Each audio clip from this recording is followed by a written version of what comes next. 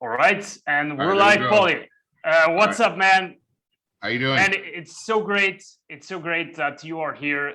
Thank you so much for joining me today. I just want to start by publicly say congratulations. What you've done in the past 12 months, it's something really 12 incredible. weeks. Exactly, 12 weeks. It's something really incredible, and I think you should be goddamn proud of yourself, man. Yeah, it was rough at some Insane parts. results. Yeah, the results keep you motivated. But I think, like I said, like I told you before, it was more of the mindset shift. That's the real takeaway, the benefit from this. Awesome, man. I'm sure everyone is super excited to learn how you manage to do such thing. Before we just dive into everything, can you just give people a little bit of a background on who's Pauly Morales? Like, what do you do for work? How old are you? Yeah, Paul Morales. I'm out of San Antonio, Texas. I'm 46 years old. Been in the culinary industry for pretty much my whole life, off and on. Grew up son of a butcher.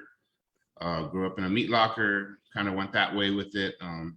Now I own my own concept, which is a taco. Started out as a taco truck, and now it's a brick and mortar establishment and a bar, but also catering and also a tortilla company. And then I also worked freelance catering to fill in the gaps, when there's no work. So try to keep busy. Extremely busy. So this whole weight loss thing has been a crazy journey. I've been at it. I've been overweight my whole life.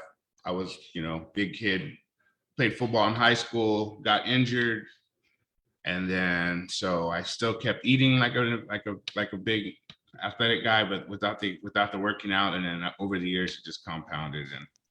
And then when you get old enough to drink and you're in the industry, you pick up other bad habits.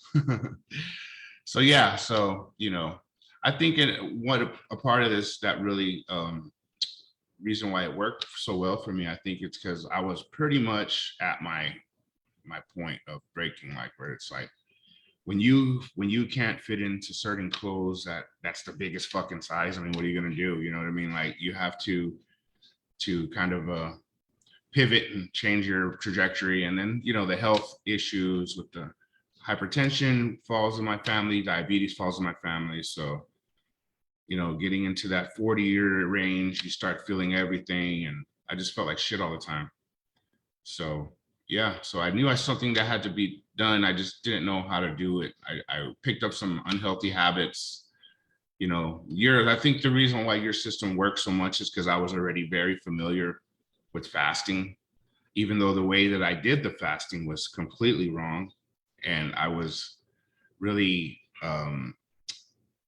pissed off, I guess, for lack of a better word, when I found out that all those times that I went those long days, 4-day, 3-day stretches of fasting without eating anything, for me to get the same fucking results by just being smart eating, man, I was pissed. Like all the times I was mad. Yeah, I know. Mad at the kids or my wife or somebody, take it on them, my fat fucking anger, you know what I mean? Like, damn it. Or, everyone's eating pizza and I'm in the corner just fasting. Yeah. Pauly, I want to ask you, just before we started this, 12 weeks ago, was that where you were going through your breaking point just before that?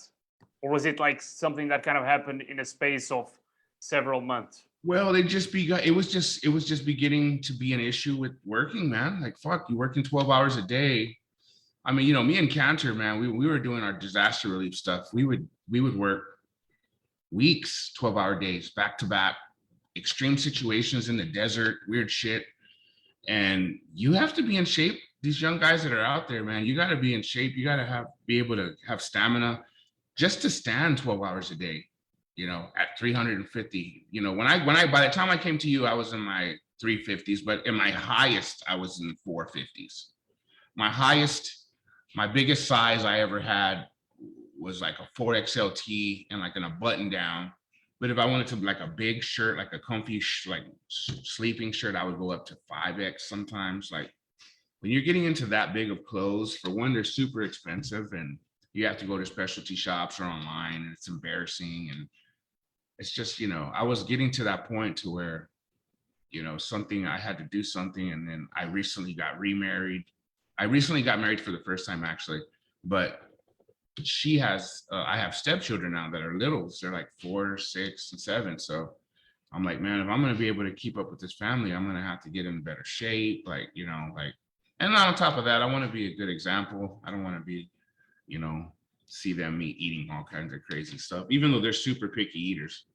But yeah, so that's, you know, my weight loss journey has been years in the making. But the breaking point, what kind of made everything go together is when I got the accountability through you. Like all the things you taught me, I had a touching stone with the fasting. So it's easy for me to do. Like the most you ever asked me to go was 24 hours, which to me is nothing without eating. And some people freak out on 24 hours, like, oh my God, I can't eat for 24 whole hours. Like, but to me, it's not that big of a deal. But I can see how it is to some people, especially with the Western diet and the way society tells us everybody has to eat and all this and, you know, all that. Yeah, I mean, definitely. Like for people who've never done that, you got to take it step by step. That's kind of like what we do. In your like specific case, you have already like been experimenting with fasting, so it was a little bit easier to kind of give you the strategy. What made you like? What inspired you to use HotelFit and not any other program? I know that you had tried several things over the years, including fasting. What was that made you decide for HotelFit? It was your approach to the niche market of specifically designed for people who, and I guess it doesn't necessarily mean have to be culinary, but long hours and crazy hours. Like I think your stuff could probably work for maybe, I don't know, police maybe, or people that work just long stretches and don't have access to. And it's ironic too, working in the kitchen and working with food. You would think that, you know, oh, you're a chef, or you have so much, you can eat whatever you want or whatever. What you don't realize is that you don't have fucking time to eat, man. Like you have so much things to do. Like if anything, you forget to eat, you know. And then you go and you sometimes people take up smoking just so they can get out of the freaking kitchen for 10 minutes to go chill out and sit down somewhere. You know what I mean? It's picking up another bad habit, or you know, the not sleeping. It was a big thing for me. Like when we started tracking my sleep, man, I think that really, especially in the gym, I noticed if you don't get enough sleep in between gym sessions, even if it's not full sleep but just rest, it really makes a difference that next day. Yeah, definitely underrated. Yeah. We got a cool bunch of stories to kind of share, because like you were talking about shirts, and I recall that before you got started, you had a bunch of suits that you had bought, and you told me, Leo, I got this like bunch of cool suits that I want to wear, but they're like a size down, and I need to, like, my goal is to fit into these suits. And oh yeah, and then I never even got a chance to wear them because now they're too big. Yeah, that's ironic. And it's sick. It sucks because they're so big that if I were to alter them, they would look weird because it's just such a big difference. Like I went from like a 58 jacket to now I'm like a 44 or something like that, or something like a drastic. I think it was already big as it was because I liked it comfortable. But now it just looks like you'd have to like you'd have to take apart the suit and put it all back. It's cheaper just to get a new suit. Yeah. So yeah, I'm gonna have to get me a new Xania, but whatever. Yeah. What, like, when you guys started, like, what were your major like breakthroughs throughout the program? Like I know that you mentioned that you were fasting before, just not the right way. Like, what were your initial breakthroughs? The moments where you said, "Wow, like, I've been doing this for a long time." I think the biggest takeaway from this was my rewiring my brain to eat. I had gotten to a point so bad in my fasting cycles that I was really good with it and I could drop amazing amounts of weight. But the thing is that when you do something that restrictive, the counterbalance is that you go off the deep end. So I would show really good results and then I would kill the results because I was denying myself so much stuff that once I got taste of it again, it kind of steamrolled. A cheat meal turned into a cheat day turned into a cheat weekend turned into a cheat week, then cheat month, and then I'm not even do this no more. You know what I mean? Like, and then all that 70 pounds, 60 pounds that you lose, you gain it back, you know, because you didn't learn anything. You just you just denied yourself. But with yours, I kind of we had to learn to have a better relationship with food moving forward. Like I had to stop cheating every meal like it's gonna be my last meal, or whatever, or eating as a ritual. You know, like this is, I have to have this certain way and from this place, or whatever X is. You know, you have these things where you kind of have to, you know, rethink how you do with food. You know what I mean? And then you start eating clean. And then sometimes there's an advantage to having a cheat day because you get used to eating clean, and then you're like, fuck it, I'm gonna have Chick-fil-A or whatever X is, you know, or you know, bean and cheese taco on flour or whatever, you know, with bacon, fuck it. And then then you eat it, and then for one, you feel guilty, like, man, I put in all this work, I just threw it out the window. Okay, that's fine. Let's get back on the horse. And then that next morning, you're waking up and your stomach is screwed up, and you had some stuff that you haven't, it wasn't clean, and you're like, I can't believe that I used to do this every day. Like this was my life. This was my cycle every day. You know what I mean? Like eating, you know, Whataburger real late at night, right before you go to bed, 2 in the morning, whatever, and then waking up, and then your stomach is screwed up, or whatever, you know. And I just, you know, the rethinking on how you approach food now is different. And you know, and you were like the first trainer I think I've ever had. I remember there was a part of my thing where I was making this huge cake for my wife for her birthday, and I was like, fuck, man.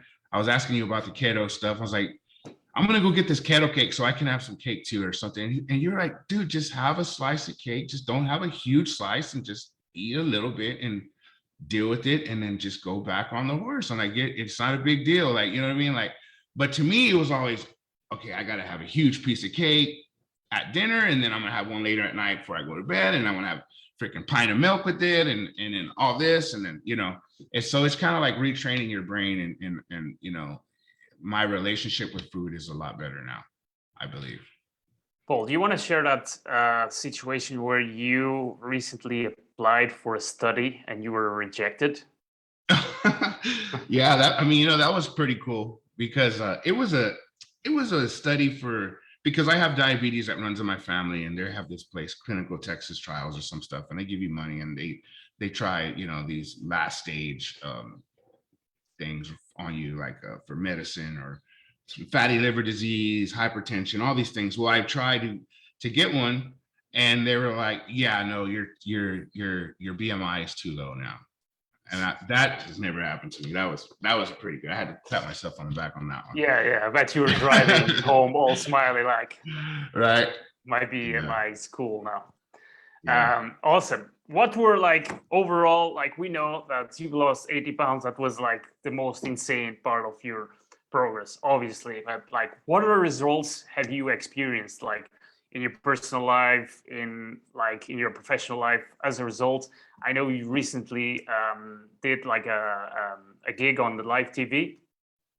Oh yeah, we did you know, I just felt, you know, you get the confidence, obviously, when you lose weight, you feel you know, your clothes fit better, you feel, you know, I don't know, as a big guy, you know, even if you have expensive clothes, sometimes you feel sloppy. It's just big clothes. And you know, now when people see me, because like, you know, I still wear my work clothes are still big, and I like to have a little room in my clothes. But when people see me, like the other day, I went to where I work at now, and I was dressed like in my regular clothes, like clothes that actually fit me, you know, to my body. And they didn't even recognize me at first, because I guess I look so different because my clothes are so big, and you know, my hair wasn't combed maybe or whatever. But yeah, that was funny. But yeah, so that, you know, the confidence you get, you know, live TV, especially, you know, they say adds pounds to you too, or the perception of it or whatever. So yeah, that felt awesome. Cool. And like, what other, like, what did people like, how did people react when they saw you, like especially people who haven't seen you for a couple of months, and like they see you lost all that weight? How did they react? It's cool because a lot of people, they don't want to, like, some people, they're really like close friends will be like, damn fool, you lost a lot of weight or whatever. But a lot of people that, you know, that aren't very close to me, that they look at you different. Like they kind of like, they're kind of apprehensive. Like they don't want to say like, oh my God, you used to be so fat or whatever, or you know what I mean? Or like that, you know, rude. But yeah, it's they freak out, and a lot of people ask, like, what are you doing, or what was your I get a lot of that, like, how did you do it? How did you do it? And I was like, well, I had to call a professional. Yeah. What would you say throughout the program? What was your number one challenge, and how did you manage to overcome that? I think the number one challenge was I've always had a kind of a weird relationship with gyms. I used to, in my younger years, I used to box, and boxing gyms are different than weightlifting gyms. Like, boxing gyms are cool because it's like you're there and you're really focused on yourself and hitting the bags or your opponent or your sparring or whatever. But when you're in the gym, with all the mirrors, and some of them are really big, and it's kind of intimidating, especially when you don't really know what you're doing in there, and you don't know if you get in there and you see these guys that are, obviously like not really bodybuilders, but they're people that know what they're doing. And to me, the gym was always like, man, I don't really want to go to the gym. But now I go to the gym 6 days a week, and now I feel like if I don't go to the gym, it's weird. So that's cool. Yeah, just a little bit of a detail. For people that are watching, Pauly, how often do you have to hit the gym in the program? What is it like? What's the amount that's prescribed in the program? 3 days. Okay, just like so people know that. Oh yeah, like, no. 6 times a week. No. Yeah. But you go because it's like you just do optional sessions. You just like I you're do used to hitting the 3 gym and days. just love going. Yeah, I do 3 days of weight training. And I didn't do that from the beginning, shit. You know how I was at the beginning. I was like, what can we do at home? Like, what can I do, some body weights or stuff? Because I didn't really want to go to the gym. And then you got to pay for the gym, and it's like expensive. And especially the one where I got those scans with that badass scanning system. Yeah, because Mr. Pauly has to go to the sauna afterwards, and he has to do like a really advanced body scan each time. Yeah. Well, I mean, if you're gonna do it right? I mean, like, I wanted you to have the tools that you needed. I mean, that thing breaks it down to inches, and like, you're in there getting scanned. You're in there in your tarantanas and stuff, and you have to make sure you lock that door so nobody walks in on you. But yeah, it was cool. But yeah, that sauna. So I do the 3 days. That's when people ask like how, I don't think everybody that you coach is gonna do 80 pounds. I mean, that was a lot, but I was really motivated. And I have these trips coming up, this weekend. I'm finally getting, and full disclosure, I'm like at 90 pounds now, right? Or because I kept going, I'm still going. So when we stopped counting for this, 80 was at 70. Yeah, like the last time we've seen you were 273, I believe. Like that made 80, 273 point something, and that made like 80 pounds total. Yeah, so now I'm at like 267 or something like that. Yesterday. All right, so that's so it's still going down. So I got the 85 pounds in about 13 weeks then. Yeah. So you got me too thinking, screw the weight. I'm trying to get that percentage down. That's the important number. Yeah. Because your weight fluctuates so much. I mean, you remember that one time when I only like dropped like 4 pounds, and I was so pissed that week. I was like, what the fuck, man? I was like, I don't know. To me now, I think 3 a week is my sweet spot. If I could drop 3 pounds a week, that's 3 bricks of butter. That's when I look at weight on the scale, I remember how much a brick of butter looks like. And I'm like, okay, that's 3 bricks of butter I lost this week. That's a good amount, that's a decent and sustainable result, definitely. Yeah, and but yeah, because that's 12 pounds, that's a lot of pure fat. That's a lot.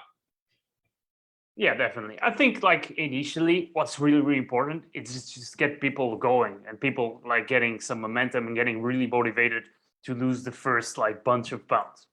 Because then when you find out you can do it, then it's exactly. Once you realize, I can do this. Yeah. Then initially you gotta have like that chip saying, okay, I got this. It's not like that difficult. I can do this. And so I think that's the push that everyone needs whenever they start.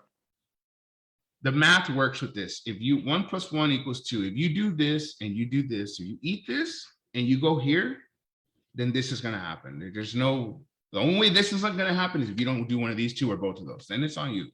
So how bad do you want it? And Yeah, I think, yeah, I always say this, the most difficult like thing to do in the whole program is like really making the decision, because once that decision is made, then everything else, it's like a smooth ride. yeah, I think that's smart too. Like in your program, like, you know, that first week when we're doing, when you're having to, like, when you ask us, you know, to write down like where do you what's your, if you could have any goal or whatever it is, you know, write that down and start getting your mindset. I think that's really the most important thing too, is that once you get your why, or once you get that goal, and then once you have the tools, then you put it in practice, and then once you start seeing it happen, then it becomes so much easier. Then it becomes fun. It's Yeah. because a lot of people's, I think, experience with diets or working out is a lot of negative, and it's because they maybe don't know, either they're getting coached badly or they don't really know what they're doing, and they get frustrated. And I'm the type of guy that, the reason why I was so into fasting is because if I don't see immediate results, then I lose interest, and I'm like, well, it's not worth the sacrifice for me, then screw it. Yeah. It's kind of messed up. Yeah, I mean, I think like I always say, the first transformation happens in the mind first. Like the first transformation has to happen in the mind, and that's like, I think the only way to make it sustainable and make you stick to a plan and make you really motivated week after week, along with obviously seeing results like right off the bat. That's super important. Again, that's what keeps people going from the start. Pauly, what would be your advice for other chefs and other people in the service industry and hospitality watching this right now that are kind of in a similar way in the same situation as you were before you started the program? I would say to people who are thinking about, or are on the fence about trying, that really want to make a lifestyle change and really are committed, I think I would highly recommend this. If you're not really into it, or if you're wishy-washy, or you kind of, you know, or if you have limitations, as far as like, really, I mean, limitations are just excuses, but like, if you have to really want it. For one, there is a monetary issue, but the way I tell people is like, look, the money that I've saved by not eating out, fast food, takeaway food, and going out and having, because you go to a bar and spend $100, $200 easy a night. You know, you do that 3 times a month. I mean, just like a rough estimate, how much do you think you've saved throughout this period? Like, let's say a month. Like, what was like the average that you were spending and kind of like having those bad habits? Let's think about it. Like, let's be realistic with it. Let's say you go out to eat once a day, or once, let's say 3 times a week, on a ticket average of maybe $15. There's $50 there a week. So over a month, that's 200 just in takeaway. And that's being conservative. A lot of people will probably eat once a day at a fast food. And then you go to a bar maybe 2 days a week or 2 times a month, and you spend $200. You go on a date or something, you pay with your lady or whatever. Boom, $200. 2 times a week. You're already there, that's $800. When you're training, you don't got time to go out and eat and go out to drink, because you gotta go, you gotta be responsible about it. You gotta take a little time off. It's worth it in the end, because you'll see results. But so by not going out, I probably saved about maybe a G a month, maybe 500 to 1,000, depending on, How about takeaways? Did you usually order a lot of takeaways? Yeah, when you get out for work, you don't want to cook. You don't want to, you want to pick up some Whataburger, pick up some tacos or something. Or if you're going to work and you're running late, you get a chance to pick up some breakfast tacos, eat them in the car before you get to work, whatever. That's really easy to do. And it's all bad. I mean, sometimes you want to get corn tortillas, and you probably should, especially my corn tortillas, but but San Antonio is a flour tortilla kind of town, carne asada with cheese, bean and cheese with bacon, papas con huevo, chorizo and potato, chorizo and bean and bacon. Oh yeah. You get 3-4 tacos, that's $12 right there. Plus a Coke, you know what I mean? Or a sweet tea or a milk, and that's about 1,000 calories. Easy. Not the good calories. Easy. Yeah, I'm happy for you, man. Is anything else you want to say to people watching this live or on the replay? Yeah, if, like I said, if you're on the fence and if you really want to make a change and are committed to it, this guy can really help you. He holds you accountable. And at the end of the day, if you're statistically speaking, if you invest money in yourself like this, you're gonna get dividends. Like I personally have gotten, I think, more business because of I'm a healthier guy, and I have not because I look better, but because I have more energy and I seem more passionate and I can sell myself better. And people don't want to work with people that are slow and lazy, and you're gonna kind of have to, I mean, you have to have high energy if you want to be in business for yourself, and you have to be able to sell your passion and yourself and to get people to give you their dollars. I mean, it's tough, especially in this economy right now and the way everything is, and everything's crazy right now. So it's good to be healthy right now, especially with all these strains and all this stuff going on. That was another reason why I was so freaked out too during the pandemic, because I knew some guys I went to high school with that died of COVID because they were fat. They couldn't breathe. They couldn't. Their kidneys or their liver didn't work well, or drinking too much, or whatever. It's sad. Yeah, man. It's never too late though. You turn it around. Pauly, I just want to say, whoever's watching this, Pauly is not a paid actor. He's actually a real chef. He's a taco specialist. You can go and check out his profile. If you live near San Antonio, just go and check out Tacos Cucuy. Very healthy tacos that Pauly has had throughout the program. So you can still have a bunch of tacos and lose a bunch of weight at the same time. It is possible. Awesome, Pauly. Thank you so much for joining me this morning. I think it'd be awesome if we could do this again once you're like 180. What do you think? Maybe when I get to like 25% body fat, that's my goal right now. So whatever that lands me at. All right, we'll do that. 25% body fat. We will come back here with Pauly and let you know how it goes. Okay. Thank you very much, everyone, for watching. Thank you, Pauly, for joining me, and I'll catch you all on the flip side. Later, brother.